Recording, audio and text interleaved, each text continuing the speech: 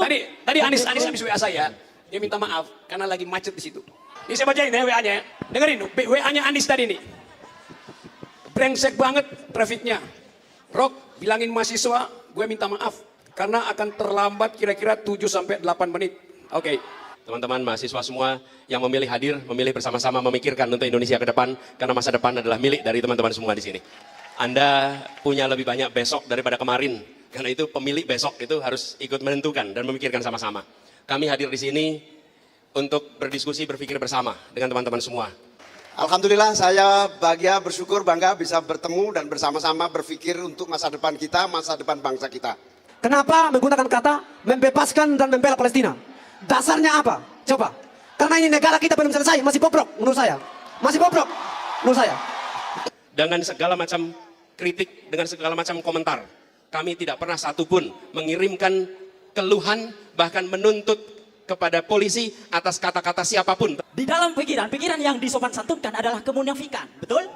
Nah, pas nyampe sini, Rocky Gerung ya, itu dungunya sudah mulai nampak merusak esensi daripada acara ini.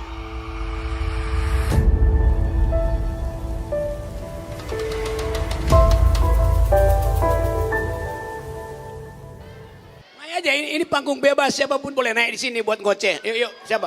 Naik. Ngoceh aja dari situ, nih ambil nih. Mati! Kasih dia mic, ngomong. Cek, 1, 2, halo. Ini pak. Halo. Cek. Selamat sore, Pak Rocky Gerung.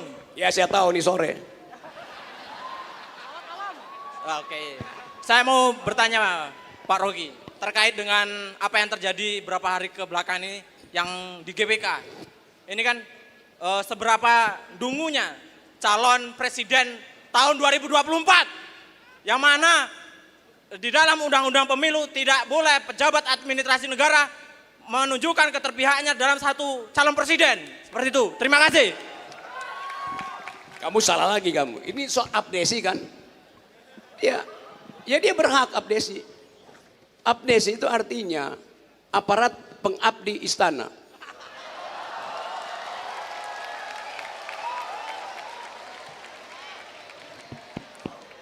Masuk pak. Ini masuk pak. Cek, lo. Ya 3 menit lagi, Anies nggak datang, bubar.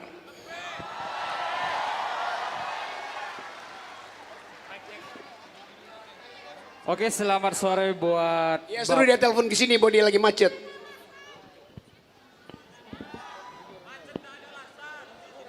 Kan udah dapat foreider, masa masih macet? Ya.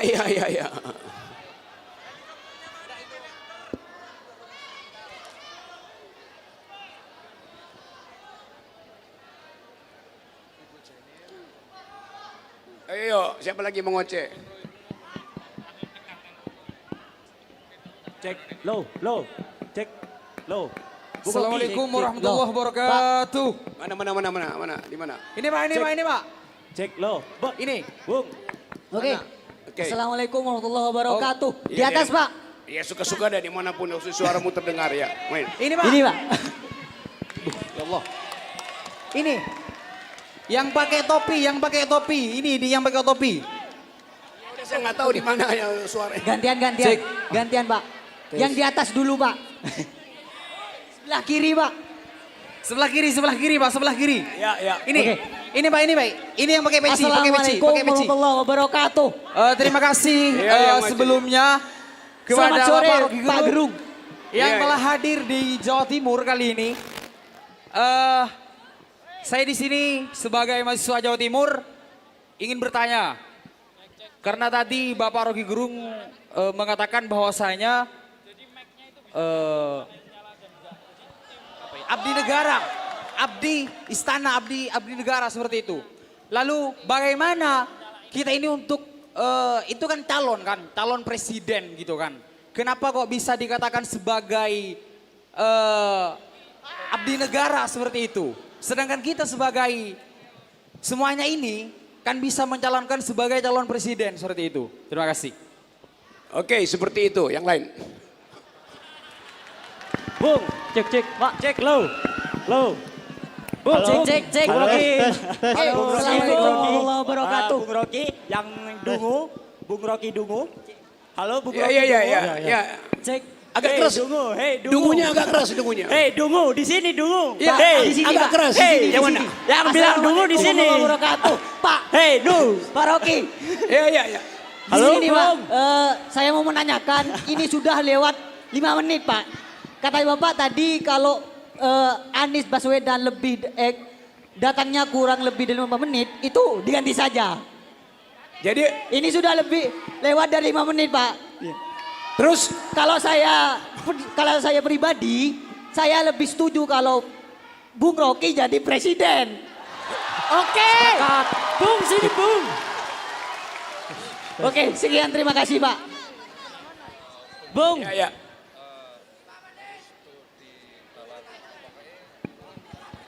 Saya udah presiden akal sehat. Assalamualaikum.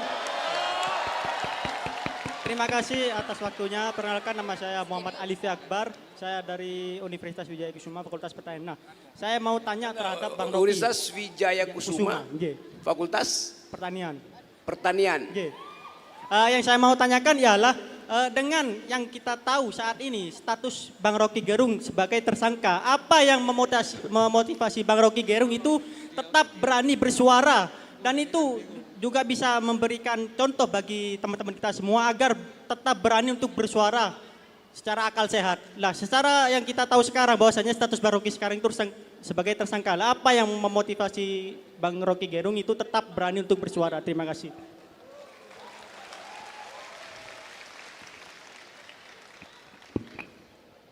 Ya karena ada sekian banyak massa di ruangan ini yang akan melindungi saya kalau saya jadi tersangka.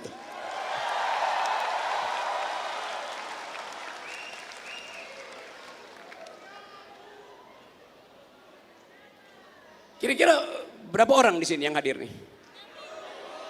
6.000.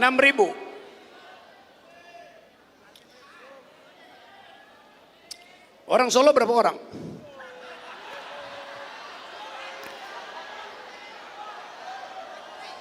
Hanya 1 orang Solo pasti di sini. Karena 1 memang artinya Solo. Oke, yang lain. Tadi Anies habis WA saya, dia minta maaf karena lagi macet di situ. Cek. Ini saya bacain ya WA-nya. Dengerin WA-nya Anies tadi nih. Brengsek banget trafiknya. Rok, bilangin mahasiswa gue minta maaf.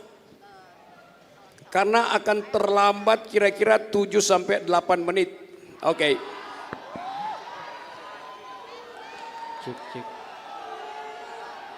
Yang brengsek itu lalu lintas. Nggak ada soal. Kalau yang brengsek lalu lintas pikiran itu berbahaya buat bangsa.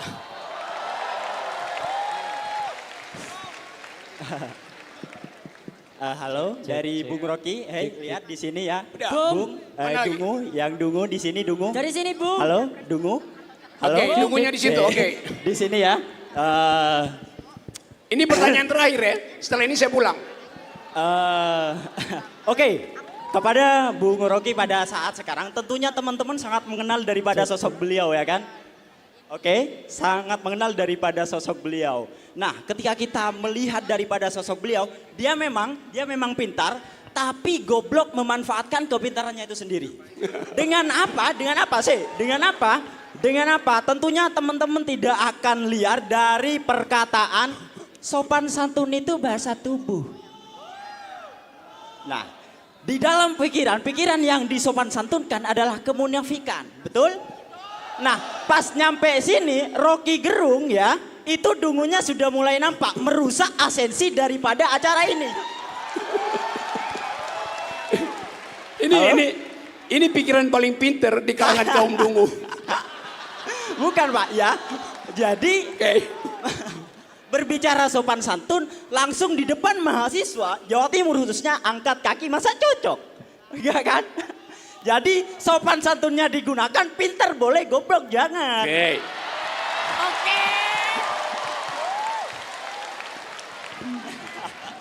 Oke, itu pernyataan paling bagus. Saya kasih nilai A-. A untuk pengetahuan, minus untuk kedunguan. Saya nggak mungkin angkat kaki di Istana Solo. Cek, baik, baik. Iya, angkat kakinya di depan ini nih, di depan yang nggak ada, yang nggak bisa dalam pemerintahan nih dia. Beraninya hanya di sini kalau beliau ini. Beraninya dia hanya di sini tentunya ya. Dia sangat berani kalau di depan mahasiswa. Tentunya retorika yang dipakai oleh Rocky Gerung, saya pun bisa saudara-saudara. Oke lah, lanjut.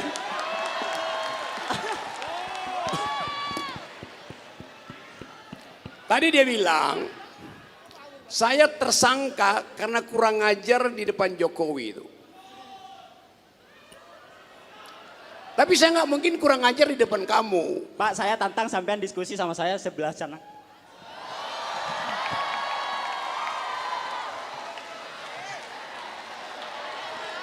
Astagfirullah.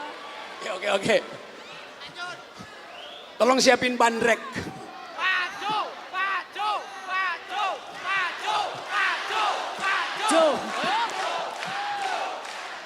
Ayo. Gimana Pak? Oke, yang lain masih ada. Kalau semisal Bung Rocky nggak siap diskusi dengan saya, suruh kelarin aja ya gak? Baik, Bung Rocky. Gimana? Tes. Bung Rocky di sebelah sini. Oh, Di Oke, siap. depanmu itu Salam ada- hormat saya. Bung Rocky. Iya. Bung Rocky. Ya nanti kita diskusi nanti. Oke, siap. Yang lain masih ada yang mau ngoceh? Bung Rocky di belakang. Sini, di belakang Bung. Anda. Dari sini, Tentang kiri. Pancasila. Bung Rocky. Kiri, Bung, kiri. Halo Bung Rocky. Boleh Halo, tengok ke Bung. depan, Sini, Bung. Sini, Bung. Oke. Kanan, Bung, kanan. ke belakang kameramen, Baik, Bung. ke belakang kameramen. Akan sedikit. Ganti-ganti. Saya bosan laki mulu yang ngomong kasih Sebentar, perempuan. Bung. Apakah Anda percaya dengan Pancasila sebagai grundorm? Sebagai apa? Apakah Anda percaya Pancasila sebagai grundorm? Sebagai true. Sebagai grundorm, norma dasar. Apakah Anda percaya kalau Pancasila sebagai norma dasar, grundormnya Han Kelsen? Oh, kamu anak hukum pasti ya? Ya. Iya, mohon maaf Baik, teman-teman. sebelum saya, pertanyaan saya kan itu. Cukup Sebelumnya ya, cukup. Oh ya, Bung. Oke, coba nanti saya lagi tanya. ya. Di mana Anda baca bahwa Pancasila itu grundnorm? Di mana Anda baca? Oleh karena itu saya di dalam hukum sendiri, hukum di Indonesia, Pancasila itu kan didebatkan antara grundorm atau tidak. Dan saya pernah melihat Anda dalam salah satu seminar mengatakan Pancasila sebagai grundorm. Bentar. Kamu semester berapa di Fakultas Hukum? Semester 1, maba. Oke. Oke, terima kasih teman-teman dan juga Bung Rocky karena sebentar lagi kita akan memasuki acara inti dan juga capres-cawapres akan segera memasuki tempat. Oke. Kami mohon untuk Bung Rocky bisa menempati tempat duduk yang ada di depan bawah karena kita nanti akan menampilkan sesuatu yang bisa kita lihat bersama-sama di layar yang ada di depan. Enggak mau. Saya mau di sini. Ya.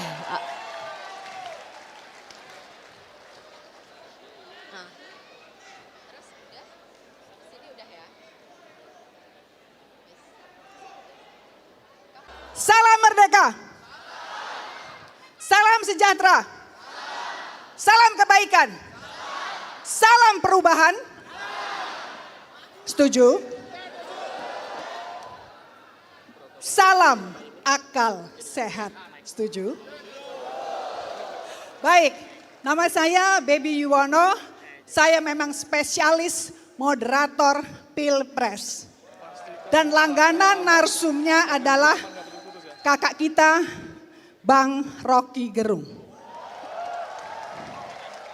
Saya nggak tahu nanti 2009 saya masih bisa jadi moderator Pilpres atau tidak. Oke, Mas Anies dan Caimin, saya tidak akan berlama-lama karena kita sangat tahu untuk apa kita di sini mau ngapain, dan kita di sini mau diapain. Mau diapain. Oke? Dan Mas Anies, I guarantee para mahasiswa yang ada di sini adalah bukan lagi Gen Z, tapi Gen K. Gen keren. Gen keren. Jadi nanti pesan saya, pertanyaan-pertanyaan Anda, tohokan-tohokan Anda harus juga keren. Sebelum saya panggil narsum dan panelis, saya mau tanya dulu ke audiens. Yang masih ragu jangan jawab, oke? Yang tidak setuju jangan jawab. Pertanyaan saya sebelum saya undang ya. Apakah capres dan cawapres kita sore ini keren?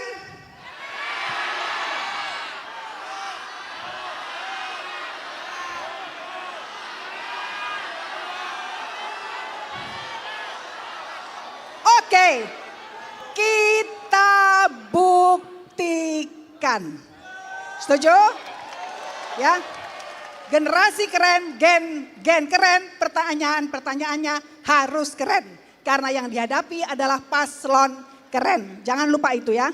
Oke, sebelum saya mengundang capres dan cawapres, pertama kali saya ingin mengundang seorang ibu, Profesor Angel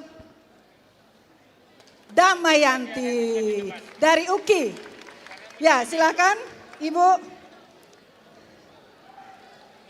Dengan bidang kalau saya tidak salah hubungan internasional, ya. Dari jauh udah kelihatan pinternya, baunya udah bau pinter, ya. Monggo silakan duduk, dipersilakan duduk di tengah atau di pinggir sini boleh. Berikutnya abang akal sehat, ya, bukan abang tukang bakso, adalah kakak saya. Kakak bukan ya? Mana sih orangnya? Kakak tua, it's time for me to invite you. Dan saya kalau panggil,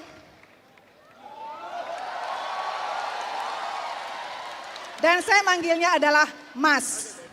Silakan duduk. Silakan duduk.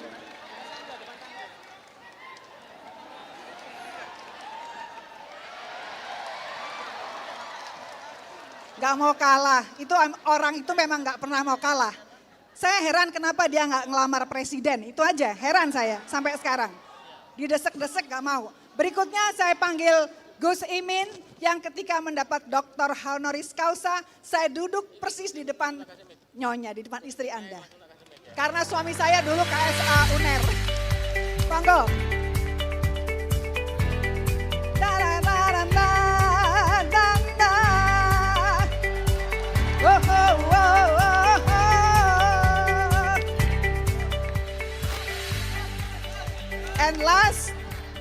And last but not least, kalau dulu kita punya smiling general, siapa ingat smiling general?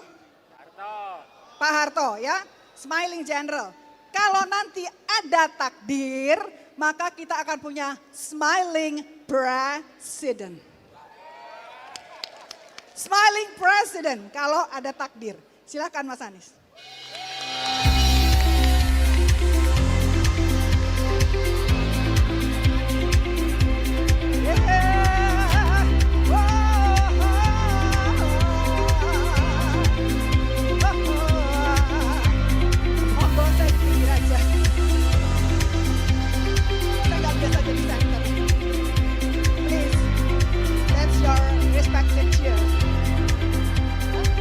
Saya tengah, ya udah manut kepada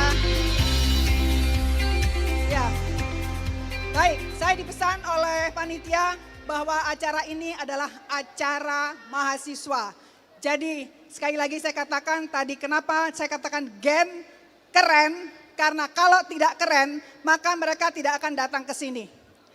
Gen keren hanyalah gen yang mau jauh-jauh datang ke sini karena ikut berpikir, ikut peduli, dan ikut bercakap-cakap tentang bangsa, tentang nasib dan negerinya, tentang nasib bangsanya. Kalau Anda tidak keren, Anda tidak peduli. Betul? Betul Caimin? Ya, Anda keren karena Anda peduli dan hadir di sini. Baik, sebelum sabar ya, mulai dikumpulin pertanyaan-pertanyaannya, tapi saya ingin sekali mendengar dulu, kita akan dengarkan dulu uraian. Mas Anies sudah capek ya ngomong terus dari tadi pagi ya. Saya nggak bisa bayangin nyanyi Indonesia Raya berapa kali, ngomong berapa kali ya kan. Capek atau tidak itu soal perasaan. Wah, tak pernah, ini kalau judul tak pernah lelah mencintaimu nih kayaknya. Monggo Mas Anies 15 menit untuk Anda.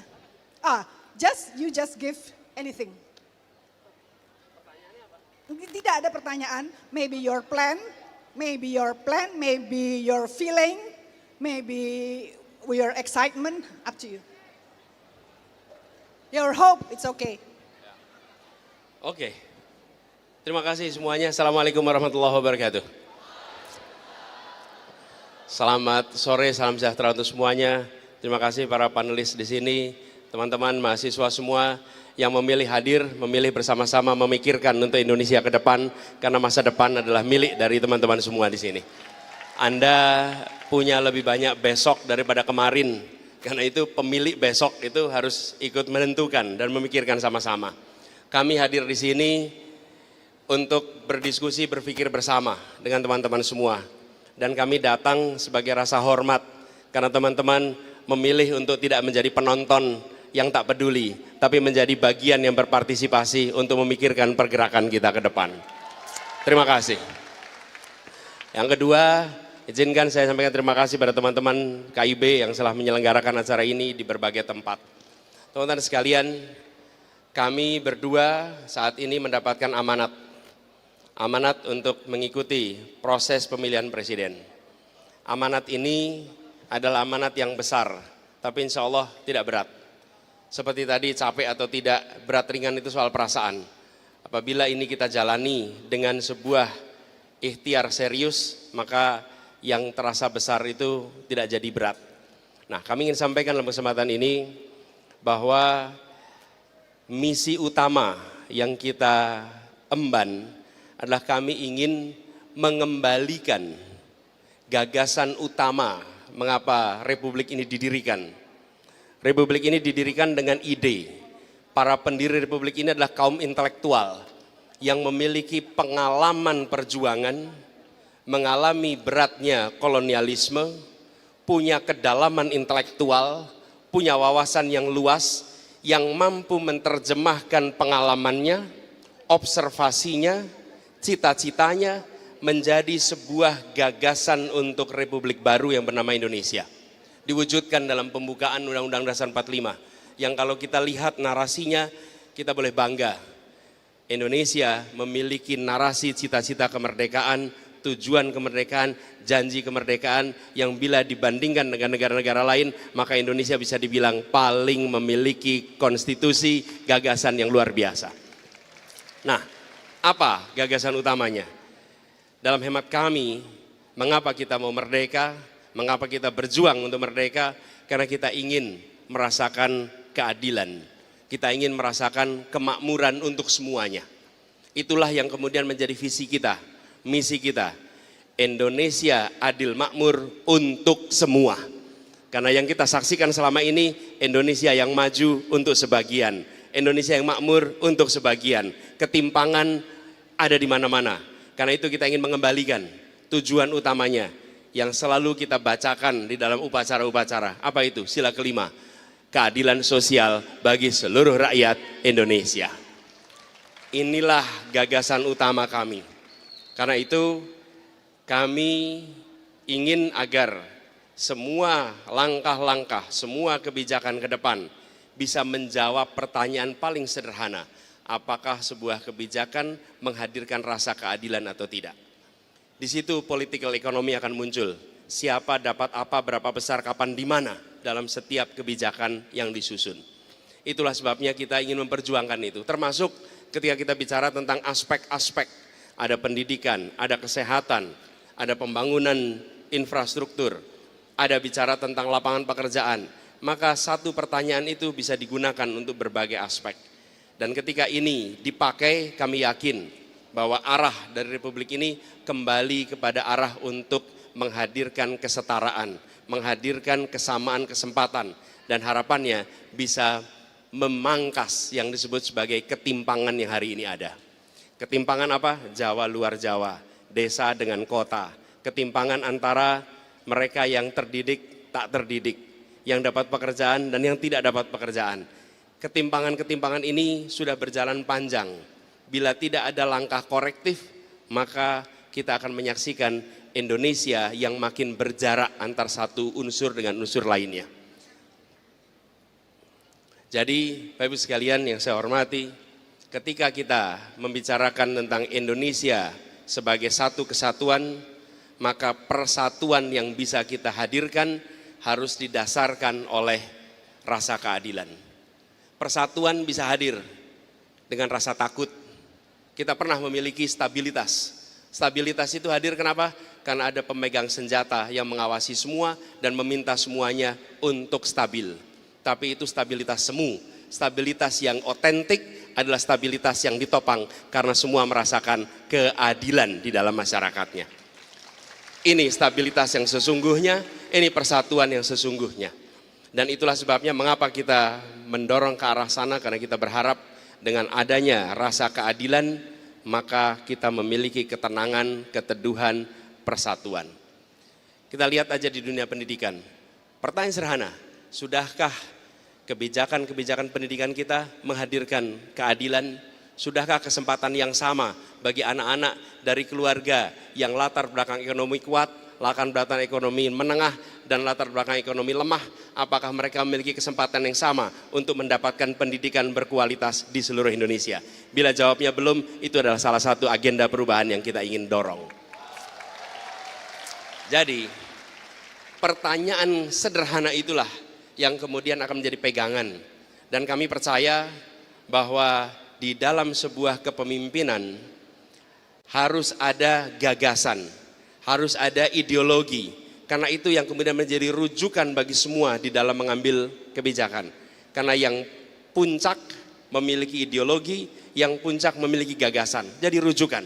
Tapi bila di puncak tidak ada gagasan, maka semua bisa mengambil kebijakan apa saja. Bila di puncak tidak ada ideologi, maka yang di bawah akan bisa mengerjakan apa saja tanpa arah. Kita harus mengedepankan, dan ideologi itulah yang kami bawa, ideologi dan gagasan itu yang kami emban. Insya Allah dengan begitu kita bisa meraih yang kita cita-citakan. Indonesia adil dan makmur untuk semua. Terima kasih, nanti kita berdiskusi lebih jauh. Assalamualaikum warahmatullahi wabarakatuh. Waalaikumsalam, mohon maaf Mas Anies, cepat waktunya soalnya mepet sekali nih. Molornya tadi mundurnya terlalu banyak, mohon maaf. Silakan sekarang pengen dengar juga Gus Imin kan ya? Pengen ya? Oke, silakan Gus Imin. Assalamualaikum warahmatullahi wabarakatuh.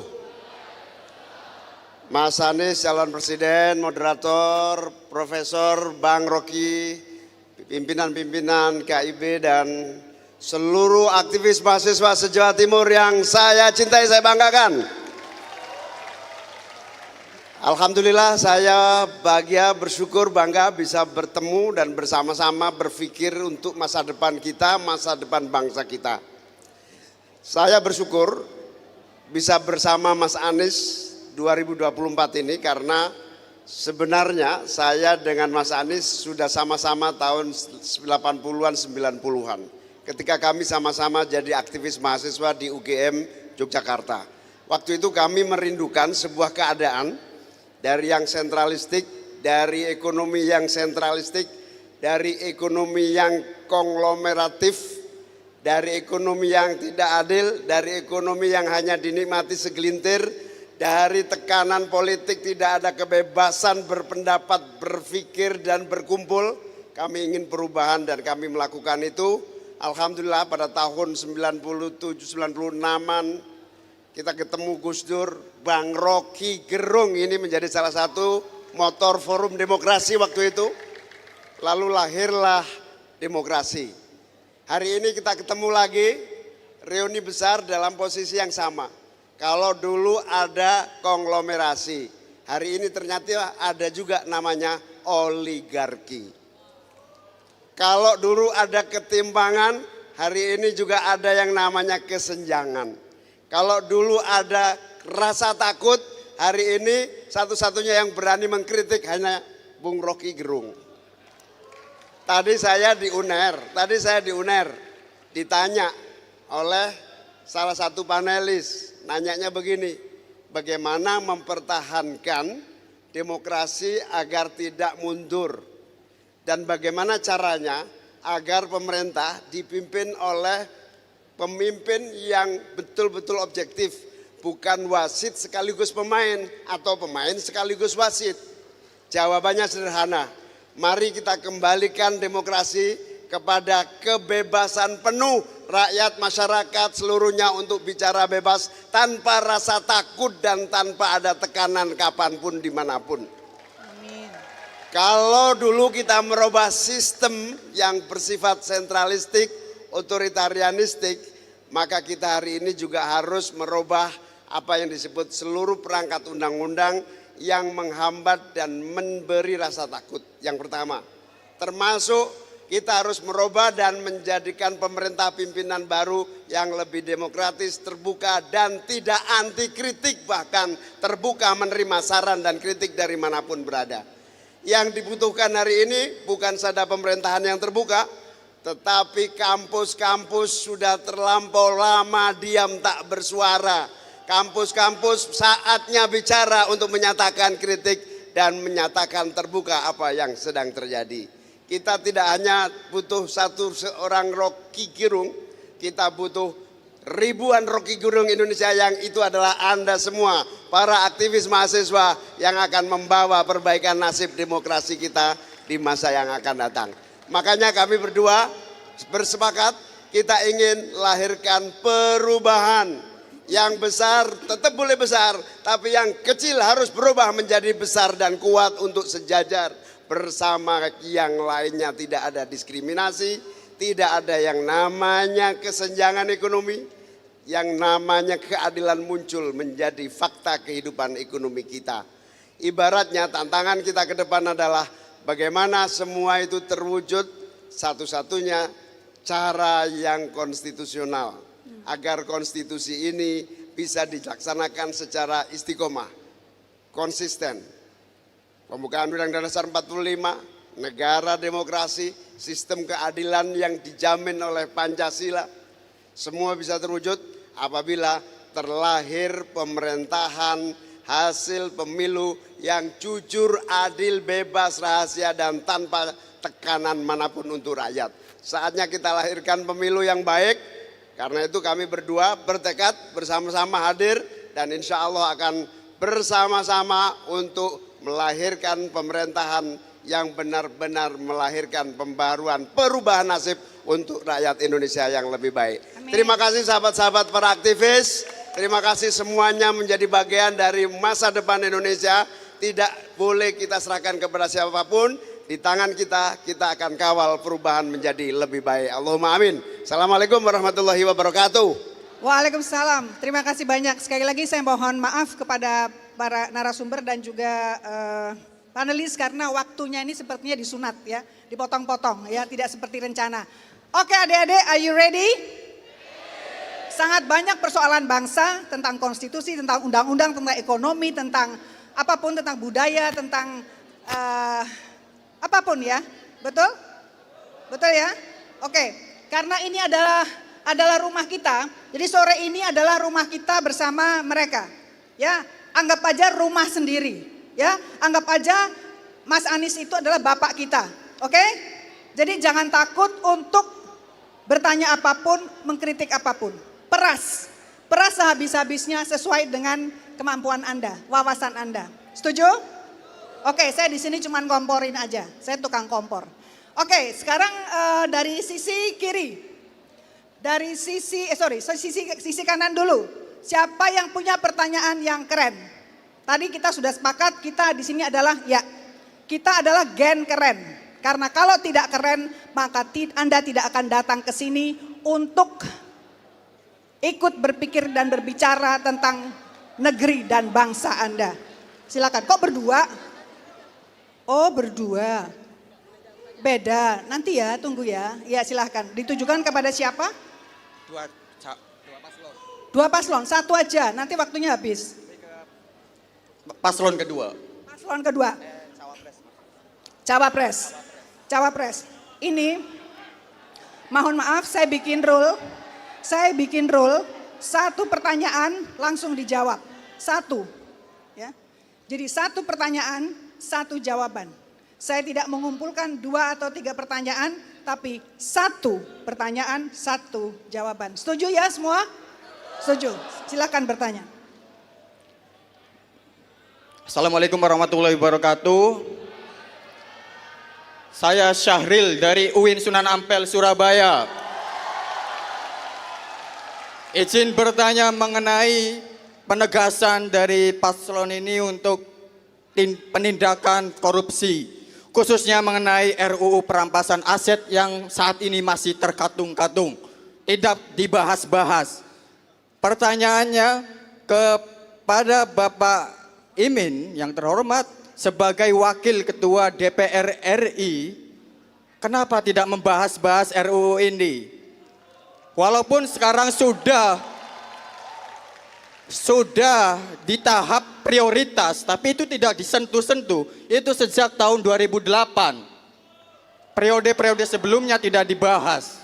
Itu yang perlu ditegaskan. Memang itu telah tercantum di misi ke-8 dari paslon ini. Poin kedua, bagaimana kalian meyakinkan kami langkah konkret untuk mengawal dalam pengesahan RUU perampasan aset. Karena ini penting.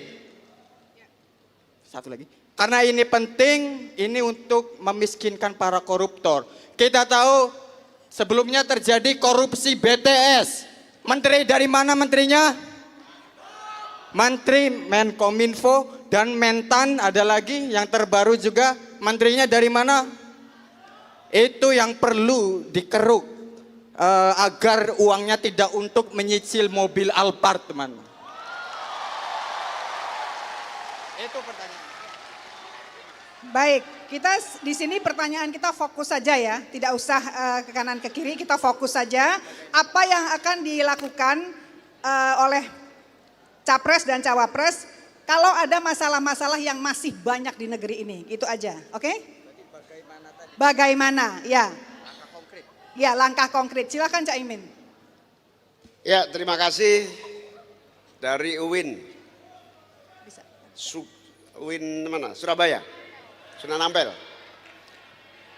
Jadi kami berdua dengan Mas Anies bersepakat dengan seluruh para partai pendukung. Kalau hari ini belum berhasil karena kami mungkin jumlahnya tidak mayoritas di parlemen, insya Allah melalui kepemimpinan presiden dan wakil presiden dalam waktu singkat kita bisa akan wujudkan undang-undang perampasan aset dengan dukungan seluruh pihak.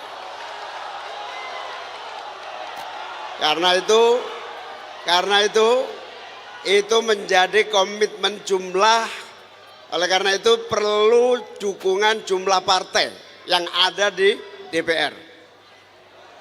Oleh karena itu, tapi kita bisa mulai dari kepemimpinan koalisi yang kuat. Insya Allah di bawah koalisi Amin, 50% lebih parlemen akan bisa merubah secepat-cepatnya undang-undang perampasan aset. Amin. Baik, terima kasih. Anda tidak puas? Anda tidak puas atau Anda mau bertanya masalah lain? Oh, pertanyaannya? Baik, Caimin, izin bertanya, bagaimana caranya dengan waktu sesingkat itu bisa mengatasi masalah tersebut?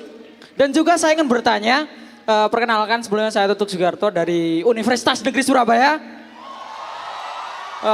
Izin bertanya kepada Mas Anies juga, Pak Anies, saya sempat mendengar bahwasannya Pak Anies ini adalah capres yang nggak blunder seperti itu. Saya lihat dari capres-capres yang lain itu sering blunder.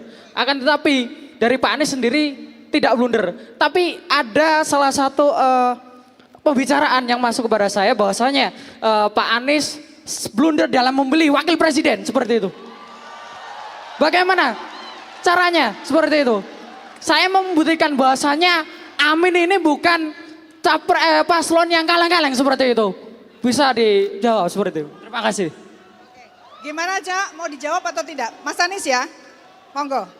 Jadi langkahnya yang paling ingin didengar adalah caranya. Karena negeri tidak sedang baik-baik saja. Gini, makasih ya. Namanya siapa tadi Mas? Siapa? Sugiarto. Mas Sugiarto, terima kasih dari UNESA ya. Universitas Negeri Surabaya. Teman-teman, kami berpasangan menjadi pasangan cawapres, capres. Ini adalah sebuah keberkahan buat kami. Kenapa? Ini bukan cawapres instan, bukan cawapres dadakan. Ini adalah seseorang yang memiliki rekam jejak yang amat panjang di dalam pergerakan. Dari mulai pergerakan kemahasiswaan. Hati-hati, di antara teman-teman sekarang ini, kita semua memiliki rekam jejak. Rekam jejak. Karena itu kalau melihat seseorang, maka bukan tanyakan apa yang akan Anda kerjakan besok.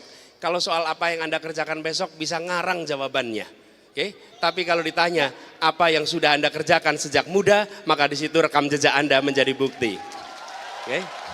Jadi Anda meminta dia untuk Bukan, artinya ketika seseorang itu ditanya tentang apa yang mau dikerjakan besok, lihatlah yang dikerjakan kemarin. Nah itu. Oke, karena rekam jejak adalah prediktor terbaik untuk masa depan. Jadi saya merasa bersyukur karena bermitra, berpasangan dengan seseorang yang memiliki pengalaman yang amat panjang di dalam dunia perpolitikan, seseorang yang punya pengalaman panjang di dunia pergerakan, bukan orang yang mendadak di dalam posisi ini. Baik. Itu sesuatu yang kita syukuri. Dan kalau tidak percaya silahkan di googling ya, silahkan di browsing. Boleh dilihat. Bisa dilihat. Itulah pelajaran saya rasa. Pelajaran bagi kita semua bahwa ketika kita berbicara tentang perubahan, berbicara tentang apa yang mau dikerjakan, lihatlah yang sudah dikerjakan di masa lalu. Baik silahkan bebas untuk googling. Saya mau ke tengah dulu, saya duduk sini aja ya. Ya, saya minta yang di, ya sana itu, ya Anda, ya. Tolong dikasih mic-nya, Tes. Nanti cewek, iya. Oh atas, ya atas, baik. Bu sini Oke, Bu. Baik. Tes. Oke, assalamualaikum warahmatullahi wabarakatuh. Waalaikumsalam, silakan.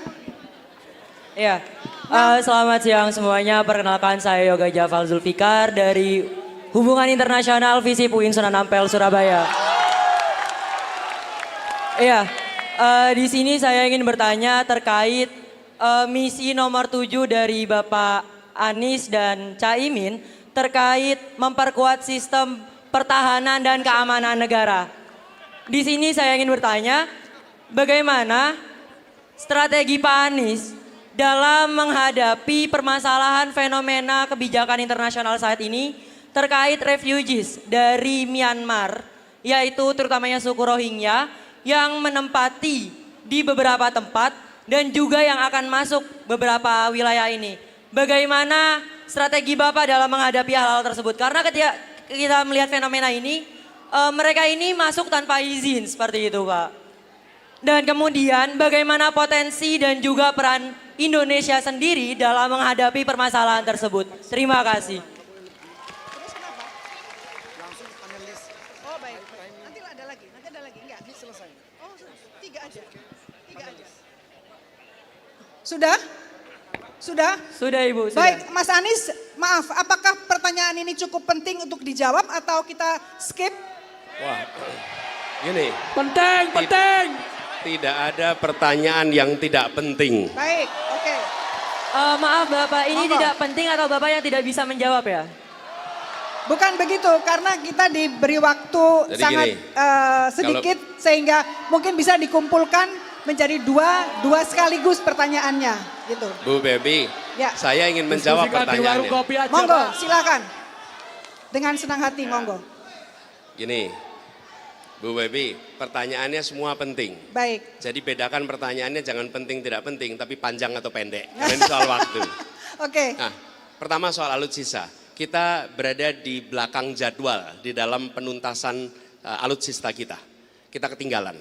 Yang seharusnya sudah bisa tuntas di tahun 2025, kita masih berada di belakang dari jadwal itu. Kita terlambat beberapa tahun. Menurut hemat kami, itu bisa melakukan revisi dari sebagian rencana untuk alutsista kita. Menggunakan apa? Menggunakan teknologi-teknologi terbaru. Sebagai ilustrasi, ketika rencana alutsista kita disusun 10 tahun yang lalu, pada saat itu teknologinya masih teknologi 10 tahun yang lalu. Hari ini kita sudah mengalami perubahan teknologi yang luar biasa. Kita harus melakukan revisi, menggunakan teknologi baru dan merevisi apa yang sudah kita rencanakan. Saya beri ilustrasi. Bila dulu kita berencana membeli 100 mesin fax. Pada saat itu yang namanya beli mesin fax itu benar. Itu adalah kebutuhan. Itu direncanakan dikerjakan selama 10 tahun. Ketika sudah tahun ke-8, tahun ke-7, tidak relevan lagi kita beli mesin fax. Apa mau tetap dilaksanakan? Tidak. Maka menurut saya hari ini kita harus melakukan penyesuaian atas teknologi-teknologi sehingga kebutuhan alutsista kita akan bisa terpenuhi. Begitu yang pertama. Yang kedua, terkait dengan peran Indonesia di dunia internasional. Kami berpandangan bahwa Indonesia harus aktif. Indonesia di dalam kancah internasional tidak transaksional, di mana kita melihat negara-negara lain semata-mata sebagai mitra dagang, mitra ekonomi. Kalau tidak ada kegiatan perdagangan maka tidak ada hubungan. Tidak, kita adalah seperti kita di sini. Kita semua warga Surabaya, warga Indonesia, dan kita adalah warga dunia yang harus terlibat di dalam urusan-urusan dunia. Sehingga ketika ada persoalan-persoalan kemanusiaan, apalagi yang ada di sekitar kita, maka kita harus membuka pintu kita, menyayomi mereka, memberikan perlindungan yang kita bisa lakukan. Sehingga kita menunjukkan kepada dunia bahwa kami bagian dari dunia, dan bila ada problem-problem yang apalagi menyangkut kemanusiaan, Indonesia tidak tinggal diam. Sambut mereka, beri perlindungan kepada mereka, berikan kesempatan untuk nanti pada waktunya mereka bisa kembali, tapi Indonesia harus menjadi safe haven bagi tetangga-tetangga kita yang menghadapi masalah. Terima kasih. Ya, dari jawaban ini kelihatan sekali bahwa Mas Anies ini orang yang sangat menghormati, ya, attitude beliau sangat menghormati apapun. Ya, kita belajar dari beliau bukan hanya dari sisi hard skill, kepintaran, kompetensi hard skill saja, tapi juga attitude bahwa beliau menghormati, menghargai pertanyaan apapun. Meskipun pertanyaan tentang negeri ini sangat banyak sekali. Nah, mungkin satu lagi boleh? Satu lagi ya. Satu lagi. Bentar. Mbak. Tes. Cek. Perempuan. Cek, Bu. Ya, Mbak. Perempuan. Ini. Wanita, di mana dirimu? Boleh saya milih perempuan? Nah, ini perempuan. Ini jatahnya sana soalnya. Tadi sini sudah. Silahkan, Mbak. Bu. Kiri. Bu, di sini, Bu. Pojok. Berapa orang? Pojok. Silakan segera. Silakan. Pasukan kuning lihat dong. Cek. Assalamualaikum warahmatullahi wabarakatuh. Di sini saya akan bertanya. Nama dari mana? Perkenalkan, nama saya Walinda Rahma, saya dari Universitas Negeri Surabaya. Surabaya mana suaranya? Surabaya, Bu. Bapak, bonus demografi di 2023 dan menuju Indonesia Emas di 2024. Apa strategi Bapak untuk menyiapkan generasi Indonesia agar mampu bersaing? Mohon dijawab, terima kasih. Terima kasih. Satu pertanyaan, satu jawaban. Silakan Mas Anies atau Gus Imin, apa yang dipersiapkan untuk menyiapkan generasi yang unggul atau cemerlang atau whatever? Moderator, Monggo, Mas. Usul. Moderator, usul. Yes. Ini adalah perwakilan dari daerah masing-masing. Dari tadi penanyanya rata-rata dari Surabaya. Kita memiliki hak untuk bertanya. Mohon maaf, tolong ketika Anda berdiri, saya tidak tahu Anda dari mana. Mohon maaf sekali. Iya. Ya. Mohon kepada moderator untuk memberikan dari berapa daerah sebagai perwakilan, biar fair. Oke, sebentar. Oke. Oke, saya akan tanya pada floor manager. Mana floor manager? Floor manager. Masih ada berapa penanya lagi yang boleh? Ada berapa penanya lagi? Mana floor manager saya? Berapa? Kami dari Bondowoso, Bu. 2. Berapa? Sudah. Tutup. Apanya yang mengkuliti pikiran capres cawapres? Tambah 3 dong. Sudah selesai, oke. Waktunya gimana? Tambah 1 lagi. Baik, sebentar. Ini karena waktunya, ya ini masalah waktu, bukan masalah tidak mau. Bukan masalah tidak mau. Moderator, mohon izin moderator. Kalau ada waktu, 7 hari 7 malam saya mau di sini bersama Mas Anies dan lain-lain. Nginep. Kita kemah di sini. Gak apa-apa. Mohon izin, kami dari Tadi Bondowoso tolong. jauh-jauh ini, moderator. Ini saya tahu kok, ini saya tahu persis. Ini saking cintanya Anda kepada Mas Anies dan Gus Imin. Saya paham. Paham banget. Bukan cinta Anies. Paham sekali. Ya, Mas monggo. Lebih baik diberikan pertanyaan beberapa sehingga mereka dapat kesempatan bicara. Kalau satu-satu waktunya habis untuk saya. Oh gitu, baik. Oke, sebentar. Oke, gini. Terima kasih Mas Anies. Tolong ada jalan keluar. Ada jalan keluar yang bagus sekali dari Mas Anies adalah monggo dari perwakilan bicara tentang masalah yang ingin ditanyakan. Nanti dari semua itu Mas Anies akan menjawab. Setuju? Siap, setuju, Bu. Ya, meskipun tidak semua ya, meskipun kita pilih misalnya 5. Ya, misalnya 5, ya. Bu. Moderator. Perwakilan aja, Bu. Perwakilan dari satu universitas satu. Iya, semuanya mau. Saya tahu semuanya mau. Sekarang begini. Moderator, pojok. Silakan yang sudah siap. Moderator. Sebentar. Pertanyaan tadi dari Mbak itu kita keep dulu. Pertanyaannya kita keep dulu ya, nggak usah dijawab ya. Sekarang siapa lagi yang mau bertanya? Moderator, pojok. Moderator. Instruksi moderator. Dari mana? Kami dari Bondowoso dari mana? jam 8. NTT. Instruksi dari moderator. Instruksi moderator. Moderator instruksi. Instruksi. Satu unit. Mohon maaf kami potong, moderator. Baik. Terima kasih buat waktu dan kesempatan yang diberikan kepada saya. Saya dari NTT, dari Nusa Tenggara Timur. Ya. Baik, saya mau bertanya kepada dua paslon, langsung satu pertanyaan. Ya. Di negara kita saat ini masih banyak persoalan yang belum diselesaikan. Misalkan satu, proses penegakan hukum. Ya. Pengembangan sumber daya manusia belum kita selesaikan. Nah, yang menjadi pertanyaan saya kepada wakil presiden dan calon presiden, ya, kenapa ada pernyataan di setiap kampanye yang menyatakan bahwa kalau Amin menang, kita membela Palestina. Kalau Amin menang, kita bebaskan Palestina. Kenapa kita menggunakan kata seperti itu? Menurut saya, kalau kita mendamaikan Palestina dengan Israel tidak bermasalah. Kenapa menggunakan kata membebaskan dan membela Palestina? Dasarnya apa? Coba. Karena ini negara kita belum selesai, masih bobrok menurut saya. Masih bobrok menurut saya. Artinya begini menurut saya. Ya, bahwa pertanyaan saya dasarnya apa dan kenapa dikeluarkan pernyataan seperti itu? Dasarnya apa? Ya, supaya masalah kita sendiri selesaikan dulu. Begitu. Terima kasih. Makasih, makasih. Dari mana? Sebentar. Dari Jember, mana Jember?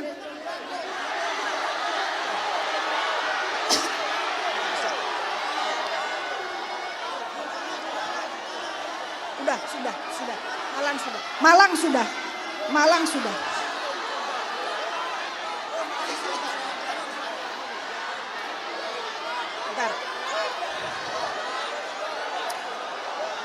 Sebentar. Kalau Anda ribut saya tidak bisa bicara. Oke? Jadi yang ada di sini terpaksa saya tunjuk. Ya, maaf. Karena waktunya terbatas, yang ada di depan saya tunjuk. Anda tidak boleh protes lagi. Oke?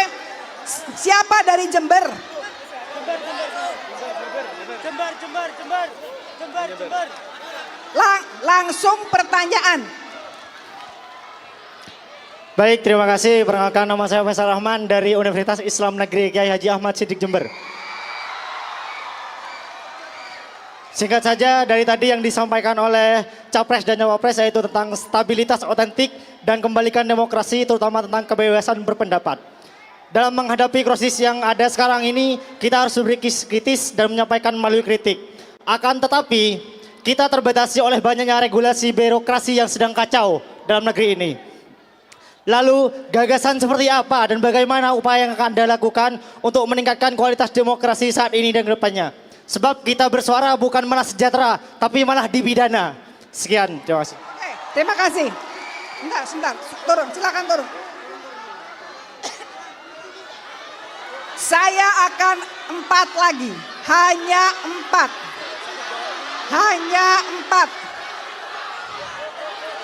Tunjuk aja Lumajang. Ya. Madura, dari Madura. Silakan. Ya. Assalamualaikum warahmatullahi wabarakatuh. Saya dari Pamekasan, nama saya Ali Hisam dari Universitas Madura, tepatnya di Pamekasan.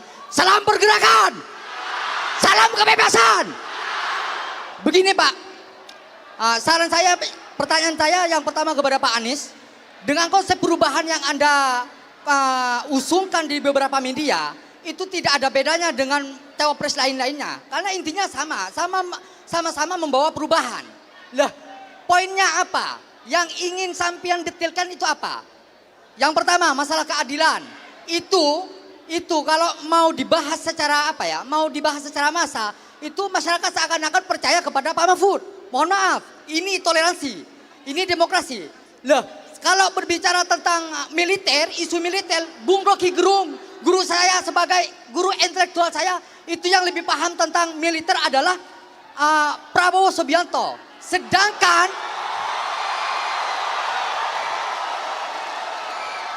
begini Pak, sedangkan dalam apa yang saya dengar dari sampian, ketika membicarakan beberapa kayaknya seorang penyair, kalau sampian posisinya sebagai cawapres, nggak terlalu butuh itu Pak. Kalau Rocky Gerung itu memang pekerjaannya Pak, sehingga demokratis semakin meningkat dan lain sebagainya, itu nggak masalah, oke. Cuman yang lebih detailnya program apa unggulannya yang bisa membedakan. Karena banyak isu sambil mendukung IKN dan lain sebagainya. Itu Pak, mohon maaf. Salam dari Madura. Terima kasih. Berikut dari kota Lumajang.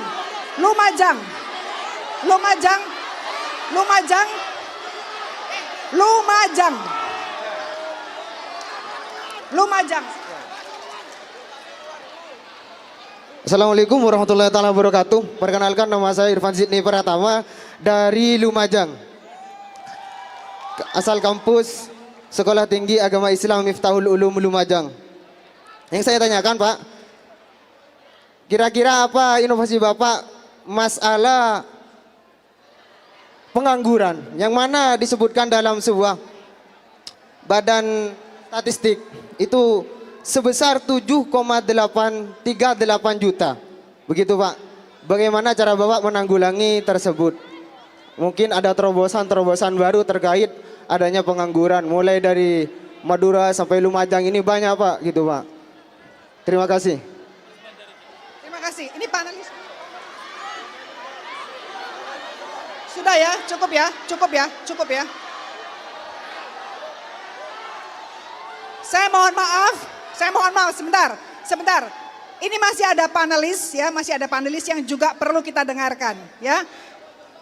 Nanti kapan-kapan kita rame-rame rombongan ke rumah Mas Anies lah nanti, diundang nanti. Adik-adik, saya sangat paham, ini menunjukkan betapa cintanya Anda sekalian kepada Amin. Sangat paham. Baik, kita dengarkan dulu, mungkin tadi Bang Rocky udah gak sabar ya, udah gak sabar lihat kalian seperti ini, langsung beliau berdiri. Ya, langsung beliau berdiri. Nah sekarang sebelum saya ke Bang Rocky, ke Mas Anies dulu dengan pertanyaan-pertanyaan yang tadi. Monggo Mas. Oh, baik diserahkan ke Bu Prof dulu. Silakan Bu Prof. Baik, terima kasih. Assalamualaikum warahmatullahi wabarakatuh. Ya, oke. Boleh tenang dulu. Saya tahu, saya senang suasana seperti ini ya, mahasiswa kritis, ya, tapi tetap sopan. Boleh tepuk tangan dulu buat para mahasiswa semua di sini dan senang sekali, luar biasa pertanyaannya kritis-kritis.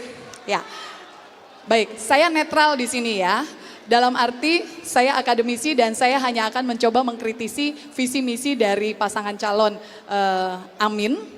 Dan mencoba mengapresiasi juga kalau memang ada yang bagus ya. Tapi juga mengkritisi kalau ternyata ada yang kurang bagus. Tadi salah satu pertanyaan dari mahasiswa karena itu bidang saya tuh tentang HI ya.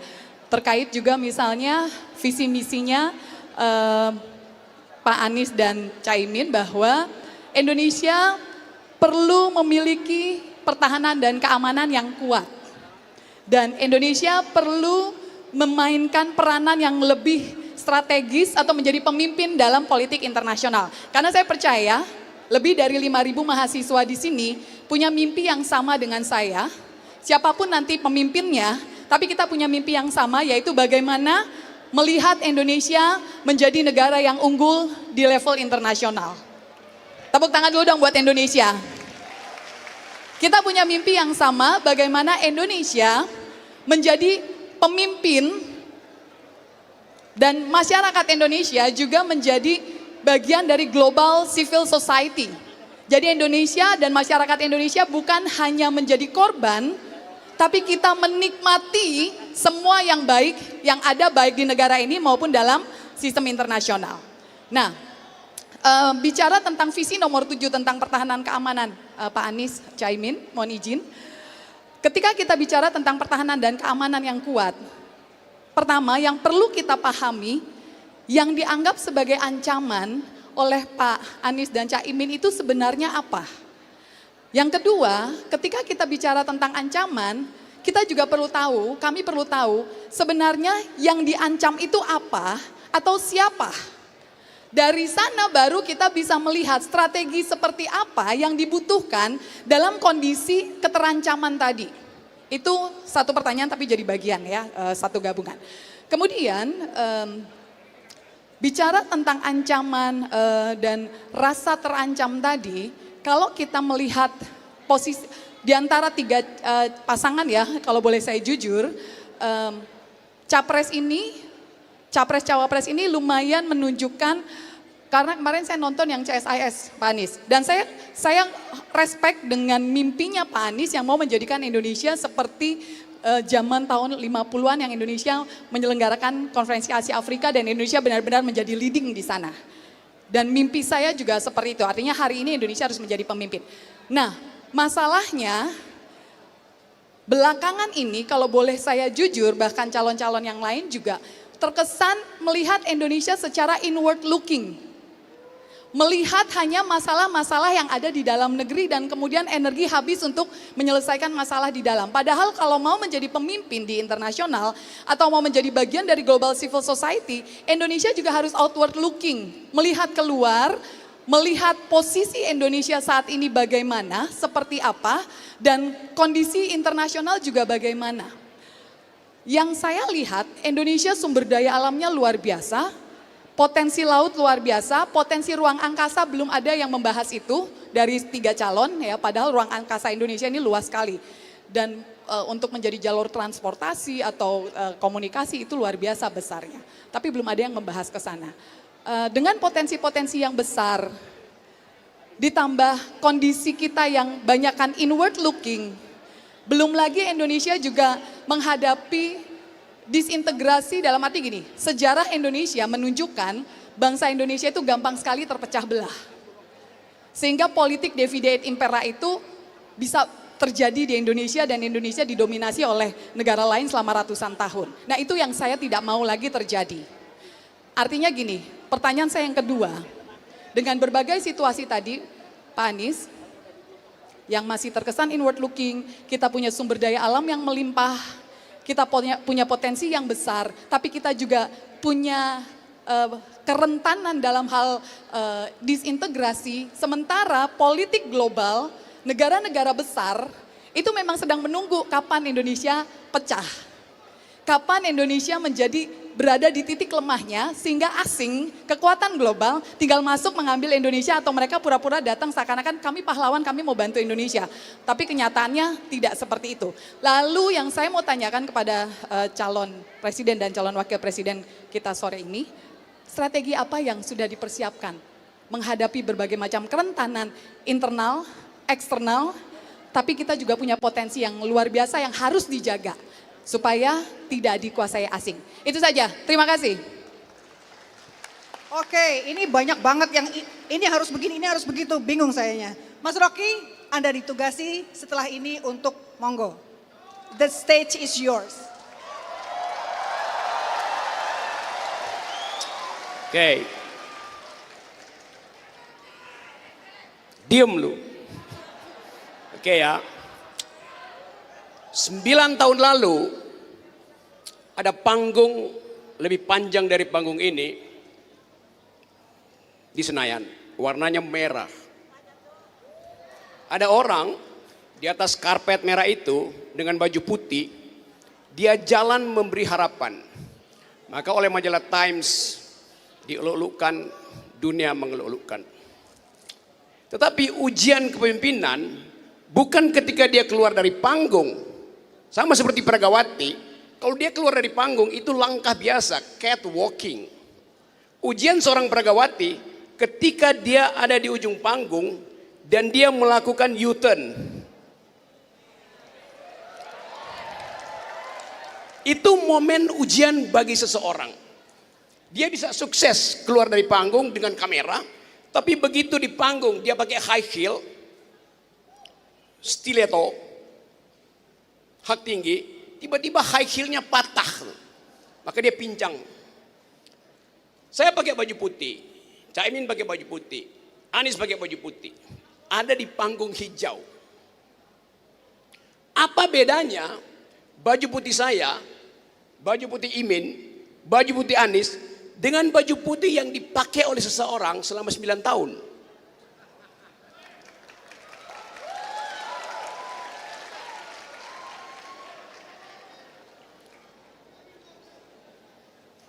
Ada orang pakai baju putih selama 9 tahun, tapi otaknya hitam.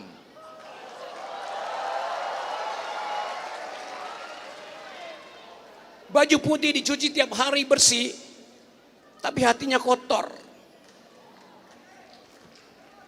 Sekarang orang yang sama masih pakai baju putih, tapi putihnya putih pucat, putih ketakutan namanya itu.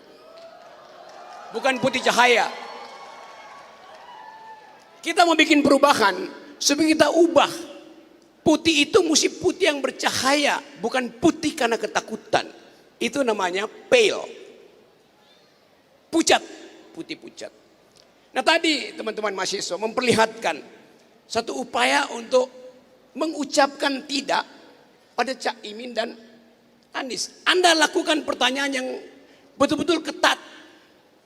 Anda tadi menggeleng pada mereka berdua. Dan tugas universitas adalah menggeleng, bukan manggut-manggut. Yang manggut-manggut itu turunan dinasti.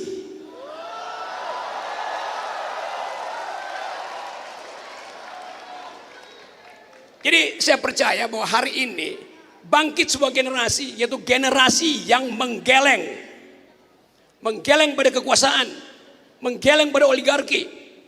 Lagu Anda tadi, lagu para mahasiswa, Anda diminta untuk mengucapkan peradaban demi mereka yang ada di simpang jalan dan bingung mencari arah. Lagu kalian. Pertanyaan saya, Anda harus ada tetap di jalan kebenaran. Bahkan ketika Caimin dan Anies jadi presiden, Anda harus tetap menggeleng. Itu fungsi intelektual. Tapi Anda harus hati-hati. Menggeleng artinya menggerakkan kepala kiri kanan. Menggeleng. Tapi ada juga menggeleng yang tidak mengeluarkan pikiran. Namanya pelangak-pelongok. Jadi Anda mesti bedakan, menggeleng artinya upaya mengeluarkan pikiran. Pelangak-pelongok karena justru tidak punya pikiran. Itu bedanya tuh. Jadi teman-teman di sini, saya mengulas apa yang diucapkan tadi. Bahwa dua pasangan ini berupaya untuk bicara di tingkat paradigma, tingkat value, tingkat ide besar tuh. Itu yang kita perlu. Tanpa paradigma, tidak ada proyek, tidak ada keputusan konseptual. Jadi mulailah mengkritik paradigm. Dan saya percaya bahwa satu waktu Anda akan lihat apa yang dia ucapkan nanti, mereka ucapkan nanti di minggu pertama, minggu kedua. Dan Anda siap-siap turun ke jalan untuk demo mereka nanti. Di situ kejujuran diawali. Jadi sekali lagi, saya percaya bahwa kumpulan kita hari ini adalah kumpulan akal pikiran. Anda bayangkan 2 hari lalu ada kumpulan yang 300 kali lebih banyak dari ini di Senayan, namanya Abdesi. Anda juga Abdesi, Asosiasi Pemikir Demokrasi. Abdesi di sana aparat pengabdi istana, beda. Jadi pastikan bahwa Anda bukan pemuja kekuasaan. Anda ucapkan kritik dan kritik itu yang akan mendefinisikan Anda sebagai warga negara atau sebagai warga dinasti. Ini pesan saya, karena saya bagian dari teman-teman. Upaya untuk merawat demokrasi itu bukan cuma butuh kekuatan partai, tapi kekuatan intelektual. Demokrasi itu adalah pikiran yang diucapkan melalui pemilu. Demokrasi adalah kekuasaan otak melalui kekuasaan rakyat. Jadi mereka yang tidak bisa berpikir seharusnya tidak boleh dipilih. Nah, teman-teman di sini kita percepat pembicaraan ini. Saya hanya membuat kesimpulan dan Anda lanjutkan pertanyaan pada 2 bakal pemimpin ini. Semoga hari ini kita pastikan bahwa terbit keputusan untuk memulai perubahan. Dan sekali perubahan itu dimulai, tidak mungkin ada yang mampu mencegahnya. Kita ingin supaya satu waktu nanti panggung ini akan Anda lalui masing-masing. Kita ingin kendalikan ambisi-ambisi kekuasaan yang hari-hari ini hanya diatur melalui kaleng kongguan. Kita ingin ada generasi emas. Kita ingin semua kita mampu untuk mengucapkan keadilan. Kita ingin ada bagian yang kita tetapkan sebagai tujuan bernegara. Surabaya diingat sebagai kota perjuangan. Bung Karno belajar di sini. Semua ideologi dimulai dari Surabaya. Bung Karno belajar tentang nasionalisme di sini.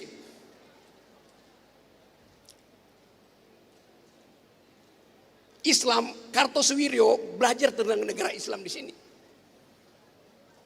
Hatta berupaya untuk menghasilkan demokrasi dengan basis koperasi. Jadi sebetulnya Surabaya ini surplus pikiran. Nah, kita ingin surplus itu kita pelihara baik-baik. Dari Surabaya juga diucapkan Hari Pahlawan. Bung Karno mengutip pikiran-pikiran dunia karena belajar di Surabaya melalui kursus-kursus dari Haji Omar Said Cokroaminoto. Nah, kita belajar tentang ide. Suatu waktu Bung Karno bilang, beri saya 10 pemuda dan saya guncang dunia. Itu kata Presiden Soekarno. Apa kata Presiden Jokowi? Saya kirim satu pemuda, saya jadikan dia wapres.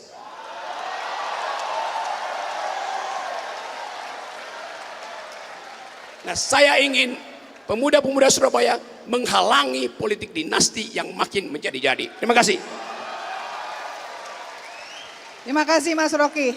Ya, terakhir kita akan mendengar jawaban dari Mas Anies dari pertanyaan-pertanyaan tadi. Monggo Mas Anies. Sedikit aja, sebentar aja. Oke, makasih. Gini, teman-teman sekalian, saya ingin jawab apa yang disampaikan tadi pertama soal bonus demografi. Bagaimana dengan bonus demografi? Bonus demografi ini nomor 1 harus sehat, 2 terdidik. Kalau sehat terdidik artinya apa? Artinya fasilitas kesehatan di semua tempat harus memadai. Penanganan soal gizi dari mulai dalam kandungan itu harus dikerjakan. Ini tidak bisa tidak. Dan kalau ini tidak dikerjakan, maka akan sulit kita mendapatkan sebuah kualitas manusia yang secara kesehatan itu baik. Yang kedua, pendidikan. Pendidikan kita tahu ada negeri, ada swasta. Sudah saatnya berhenti membedakan antara negeri dan swasta. Karena keduanya merupakan institusi yang mendidik anak-anak kita, mendidik anak-anak bangsa. Dan kemudian jumlahnya harus diperbanyak. Bila jumlah bangku SD lebih banyak daripada bangku SMP, dan bangku SMP lebih banyak dari bangku SMA, maka itu artinya apa? Artinya kita belum berniat untuk mendidik setiap anak Indonesia. Karena itulah jumlahnya harus setara bangkunya supaya setiap anak bisa menuntaskan. Yang ketiga, kalau pendidikan baik, kesehatan baik, maka apa yang disampaikan juga di pertanyaan berikutnya soal lapangan pekerjaan. Bagaimana lapangan pekerjaan itu tersedia sehingga mereka yang sehat, terdidik bisa memiliki pekerjaan yang layak, bisa hidup yang layak. Pertama, bukan hanya hilirisasi, tapi harus kita lakukan reindustrialisasi di daerah-daerah yang hari ini justru minim industrialisasi. Di situ akan terjadi lompatan. Dan sektor apa yang penting? Bapak sekalian, teman-teman semua, kita menyaksikan investasi yang tumbuh besar selama 2015 sampai 2023. Naiknya sampai 300%. Tetapi banyaknya di sektor energi, dan sektor energi hanya menyerap 1% tenaga kerja. Tapi kalau kita dorong sektor pertanian, perkebunan, peternakan, maka penyerapannya sampai 44% tenaga kerja. Itulah yang harus kita dorong. Industrialisasi justru di sektor pertanian, di sektor perkebunan, karena begitu banyak komoditas yang kita hasilkan dijual mentah-mentah keluar. Industrialisasi di sektor ini akan menjadi penggerak penciptaan lapangan pekerjaan dan membuat nilai tambah yang amat besar atas semua komoditas-komoditas yang dihasilkan di dalam negeri. Ini kemudian menjawab soal demografis sekaligus soal lapangan pekerjaan. Yang kedua, tadi ada pertanyaan, mengapa kita mengurusi Palestina di saat di dalam penegakan hukum juga belum terjadi? Bung Karno tahun 50-an mendapatkan pertanyaan setara. Bung, ngapain Anda bikin konferensi Asia Afrika di saat 90% penduduk ini buta huruf? Kalau Anda lihat apa kata koran hari itu tentang Bung Karno dan Ali Sastroamidjojo, kecaman, kritik, cacian. Kenapa? Karena di saat kita masih miskin, Bung Karno mengumpulkan semua orang. Tapi apa yang terjadi? Warga Asia, Afrika yang dipanggil datang ke Bandung, mereka semua menyaksikan semangat bangsa baru namanya Indonesia di dalam meraih kemerdekaan dan menjadi inspirasi bagi kemerdekaan dari Asia dan Afrika. Dan itu kemudian dirayakan di Afrika, dirayakan di Asia sebagai apa? The Spirit of Bandung. Peristiwa yang hari itu dikritik luar biasa oleh semua media, semua partai. Anda cek aja apa yang ditulis koran hari itu. Namanya Ali Sastroamidjojo, yang namanya Soekarno. Hari itu dikritik habis-habisan. 50 tahun kemudian dunia menengok pada Indonesia dan mengatakan, ya Anda memang miskin secara material, tapi Anda memiliki kekayaan pikiran, kekayaan gagasan, kekayaan spirit yang dunia membutuhkan. Dan itu yang diekspor dari Indonesia. Apa yang terjadi? PR yang dihadapi oleh Indonesia dan PR yang dihadapi oleh dunia itu harus kita mainkan peran sama-sama. Ya, saya beri contoh, kita tinggal di sebuah kampung. Rumah kita masih banyak urusan, tapi ketika di kampung kita ada keluarga yang mengalami krisis kemanusiaan, maka kita tidak bisa bilang pada anak-anak kita, lupakan soal keluarga itu, kita hanya pikirin sendiri. Tidak, sebagian kita kirimkan untuk membantu mengurusi krisis kemanusiaan yang ada di tangga kita. Pada saat ada sebuah bangsa yang masih mengalami penindasan dan kita sudah merasakan kemerdekaan, kita tinggal diam. Kita ingin katakan bahwa kita akan selalu berusaha untuk membebaskan mereka dari penderitaan, dan kita harus mendukung sebagaimana ketika dulu kita merdeka, berbondong-bondong masyarakat dunia membantu Indonesia untuk kita merdeka. Mereka masih punya masalah, tapi mereka tak tinggal diam. Kita tunjukkan kepada dunia, ya kami warga Surabaya, ya kami warga Indonesia, tapi kami juga warga dunia yang ambil tanggung jawab untuk perdamaian dunia. Kemudian tadi ada yang bertanya soal apa masalah keadilan, apa bedanya. Teman-teman sekalian, yang kita saksikan selama beberapa tahun ini, kita didorong untuk melakukan pembangunan fisik yang luar biasa kuat. Tapi pembangunan manusia sering terlewatkan. Bagaimana dengan puskesmas kita? Bagaimana dengan sekolah kita? Bagaimana dengan apa yang kita sebut fasilitas pendidikan tinggi?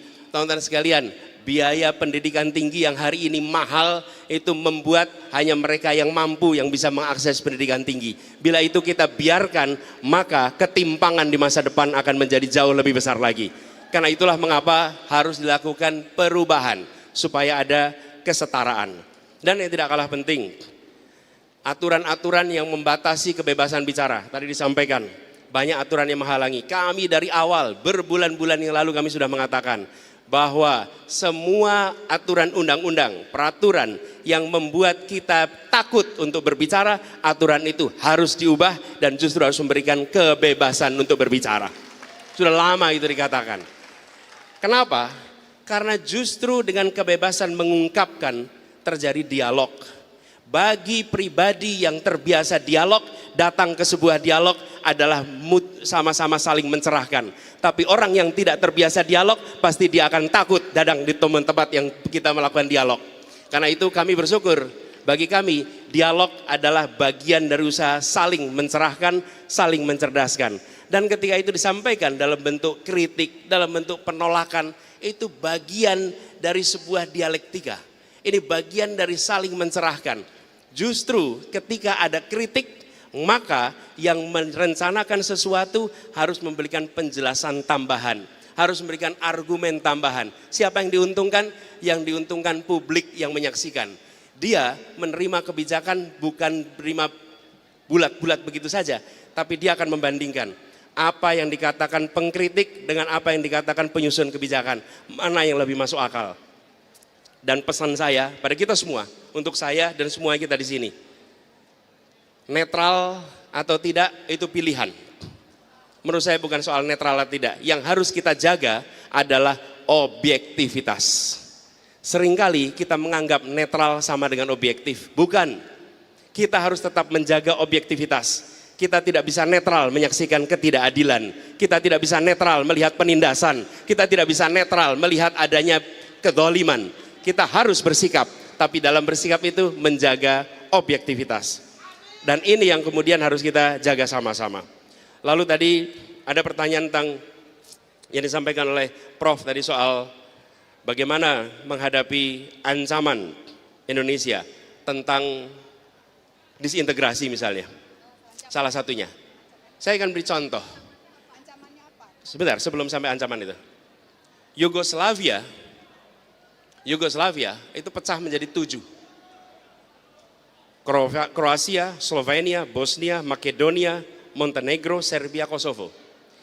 Di ujung yang memantik adalah konflik antar etnik. Tapi selama beberapa waktu yang terjadi adalah disparitas ekonomi yang luar biasa. Karena itu kami sampaikan berkali-kali, Indonesia untuk utuh harus ada kesetaraan pembangunan. Harus ada kemakmuran bersama. Bila disparitas itu dibiarkan, maka itu sama seperti mengeringkan rumput. Dan kalau rumput itu kering, maka bila ada yang lewat dan menjatuhkan puntung rokok, terbakarlah rumput itu. Bila ketimpangan ekonomi diteruskan, maka ada pemantik antar etnik, antar suku, maka dia bisa membakar semuanya. menjaga dan mengkoreksi ketimpangan adalah salah satu kunci untuk menjaga keutuhan dari bangsa ini. Kemudian yang terkait dengan ancaman, saya melihat ada beberapa menurut saya yang perlu menjadi catatan bagi kita.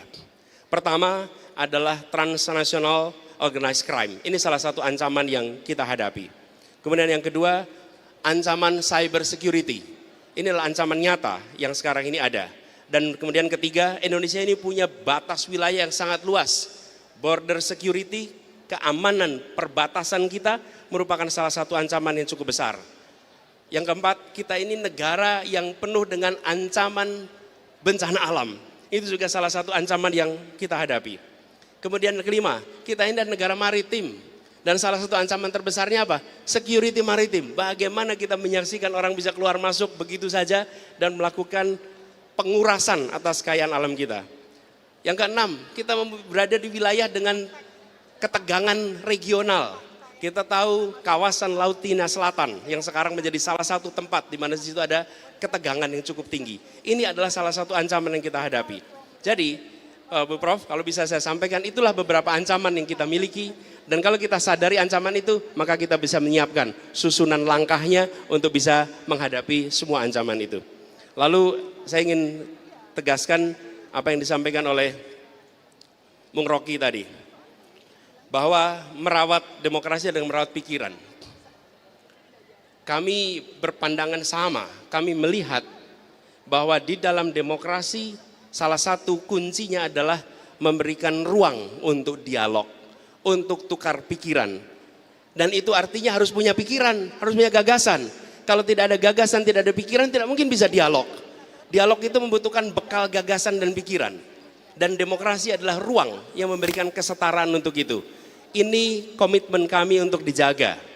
Dan cara melihat komitmen bukan dengan menanyakan besok berbuat apa. Apakah kemarin memberikan ruang untuk kebebasan? Kalau boleh saya sampaikan, saya bertugas di Jakarta.